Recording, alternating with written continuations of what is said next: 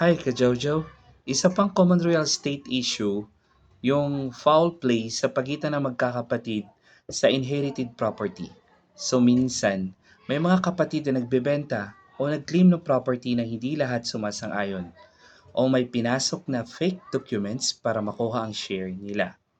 So resulta, kahit may deed of sale o titulo, pwede pa rin maharap sa legal dispute at habol mula sa ibang kapatid.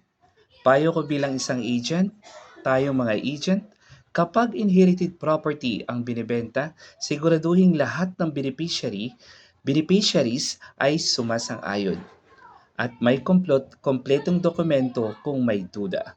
Humingi ng legal guidance bago pirmahan ang anumang transaksyon.